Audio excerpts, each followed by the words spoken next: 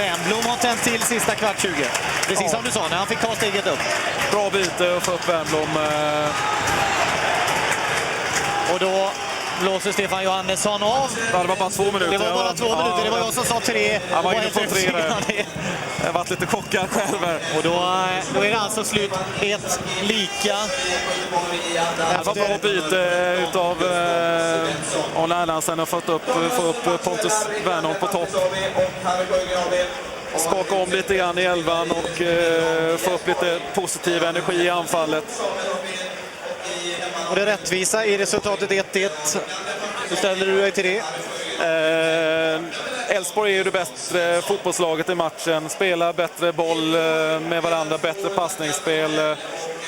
Men IFK Göteborg får ju den här välförtjänta, att jag på säga. Men jag tycker ändå Elfsborg har snäppet mot seger, självklart. Men IFK Göteborg tog sig på slutet och fick till mycket mer avslut på mål.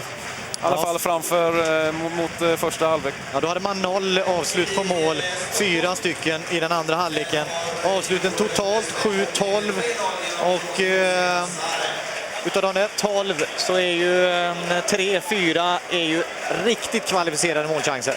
Ja, det är de, och det är ju Elfsborg som har de hetare chanserna. Göteborg mycket halvlägen, kommer inte till de där riktigt 100-procentiga. Men som sagt, när man ligger under och gör mål i 84, det känns alltid skönt att knipa en pinne.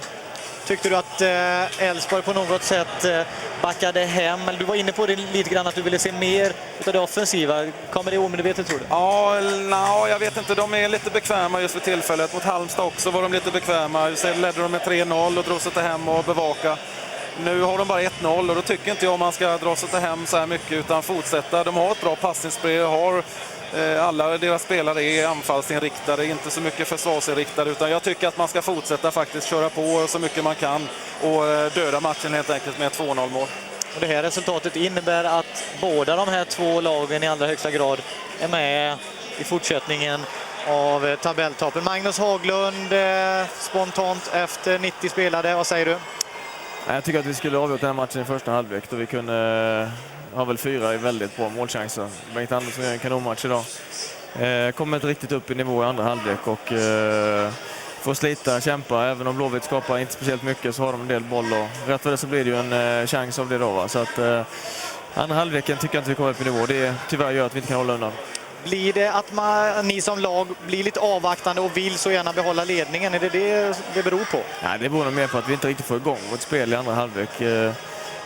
Tycker vi nyttjar Mattias Svensson lite för lite. Borde spelat upp mer på honom, för han var väldigt bra och väldigt het idag. Fått fast bollen och kommit fram med laget och etablerat lite mer spel i andra halvlek, så hade vi nog klarat det.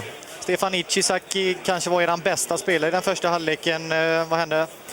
Han hade alltså vrickat foten i fredags och var tveksam med som han skulle spela, men vi chansade och tejpade han hårt. Och, det blev lyckosamt på så vis. Han var väldigt duktig och gjorde mål, men tvingas också byta i paus. 1 poäng på Gamla Ullevi. Borde man inte vara ganska nöjd ändå, Magnus? Ja, det är kanske ett okej resultat, men med tanke på första halvlek tycker jag vi skulle avgjort matchen där. Tack så mycket. Tack. Magnus Haglund tycker naturligtvis att de skulle avgjort, och det skulle de gjort om inte IFK Göteborg hade haft Sveriges bästa målvakt. Nej, precis. De kunde ju som sagt avgjort i första. Hade även bud på många lägen här i andra också.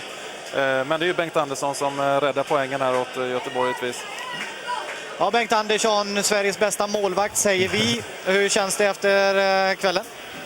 Nej, vi var ute efter att vinna då och haka på i toppen och klättra lite där, men det blir ju inte så tyvärr.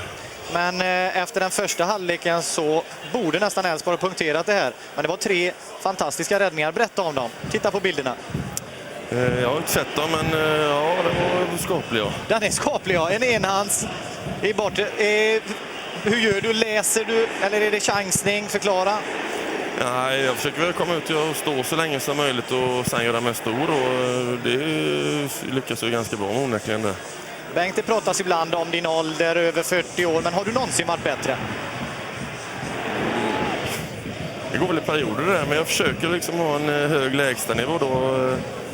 Och då, ja, så att säga, då försöker man väl hålla så hög klass som möjligt hela tiden. Liksom inte få några dalar längre som man kanske hade förut, när liksom man hade lite mer prestationsångest. Nu tycker jag det är väldigt roligt att spela fotboll och och jag njuter av varje minut ute på plan. Så att det är väl det som gör att man tycker att man lyckas hålla klassen, så att säga. Och tack vare räddningarna och i och med kvitteringen så är ni fortfarande med och känner på det där uppe. Ja, vi har ju en väldigt tur med resultaten, så att nu gäller det för oss själva här liksom att ta ett par segrar och haka på och liksom ta på kliv uppåt också, så att vi kan vara med ända fram. Tack Bengt och grattis till en mycket bra insats. Ja, tack. Tyvärr inga 3 poäng, men tack så då. Ja, Bengt Andersson, vi var inne på det tidigare. Vad krävs för att han ska få spela i landslaget? Ja, det är väl åldern emot givetvis. Insatserna här både nu idag och tidigare säsongen och givetvis förra året också. Så det är bara åldern emot och det tycker jag är lite synd faktiskt. Åldern har inte den här killen emot sig. Gustav Svensson, grattis till det första allsvenska målet. Ja, tack så mycket. Hur tänkte du i den här situationen? Du såg väldigt kall ut. Ja, nej, jag fick en bra första touch och då var det bara att trycka till den. Det låter så väldigt enkelt. Titta på det. Och berätta hur du upplevde situationen. Ja, det kommer en lång boll och Pontus vinner duellen. Så får jag som sagt första touch. Det var ju en ganska hyfsad första allsvenska match från start då. Ja, det kändes bra. Och i och med det målet så är ni fortfarande med där i tätstriden. Ja, vi är ju det. Det var ju viktigt.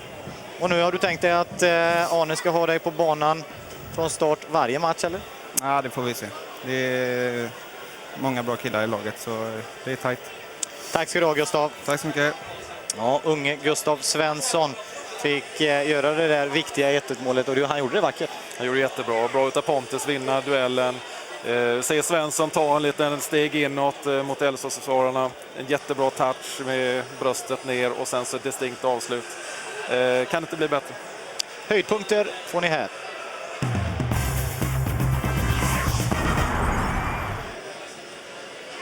Stefan Ichizaki gav Elfsborg ledningen med 1-0. I slutet av den första halvleken, strax därefter blev han utbytt på grund av skada. Snett inåt bakåt brukar vara en bra medicin och det var ju väldigt nära när han touchar Jari Illola här. Ja, alltid bra att skjuta. Det finns mycket trafik framför som det kan toucha bollen toucha på. Touchar nästan 2 stycken, va? Griffith. Och så var det Daniel Mobeck med det inlägget in mot Mattias Svensson. Men de där riktigt heta målchanserna för Elfsborg, de kom först när Sjöhage kom in på banan. Ytterligare ett par IFK-attacker och man, just i den här typen av situation, det var man många gånger. Men den studsade liksom aldrig rätt då. Nej, det studsar lite fel för göteborgarna idag. De är ju väldigt vassa på fasta situationer och bra styrka i boxen annars. Och så kom då kvitteringen. Gustav Svensson. Han lägger den liksom i fel hörn också. Så underbart avslut. Ta de där stegen inåt, se bollbanan tidigt bakom Elfsborgarna. Klipper till med högen, det är supermål. Joakim Sjöhage. Och så var det då Bengt Andersson. Det ser så enkelt ut. Ja, ändå halkar Bengan lite grann innan han är på väg ut och sen vet inte om man ska gå ut fullt ut och kan halka lite innan och är nära faktiskt att missa den. Kalmar mot Gävle, slut även där. 2-1. Mikael Blomberg blev matchhjälte. Malmö FF ÖIS 4-2 till slut. Och 2 mål på nytt av Jonathan Johansson. Vilket fantastiskt nyförvärv. Ja, Malmö är på gång här nu och ja, innan serien tippar jag Malmö som SM-vinnare. Så ser vi att Djurgården har ledningen i halvtid med 3-0 mot Hammarby. Så här ser tabellen ut när vissa lag har spelat 16 omgångar. Elfsborg 1 poäng efter AIK och Göteborg då ner tillfälligt på en 5:e plats, har 27 poäng. Och visst är även IFK Göteborg med i det här, för det är 10 matcher kvar. Absolut, Göteborg är med i högsta grad här och kan man nu börja producera och börja vinna lite matcher här och AIK kommer säkert till sin lilla svacka här så småningom, så att Elfsborg kanske är en liten svacka nu, jag vet inte, utan det blir tufft på slutet. Så här ser omgång 17 ut i sin helhet. Helsingborg, Malmö, intressant derby där. Hammarby, Kalmar, ÖIS mot Halmstad, Elfsborg möter AIK, oerhört intressant som du var inne på. Djurgården mot Gais, Öster-Gävle och så Göteborgs derby den 12:e avslutar den 17:e omgången. BK Häcken mot Göteborg.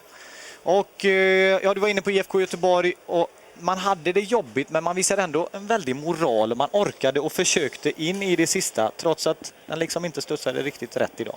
Nej, utan man borde börja matchen väldigt bra här och satte press på Elfsborg och avsluta väldigt bra. Det betyder på hög moral i laget och det kan bära, inte ända fram tror jag inte, men det kan bära långt.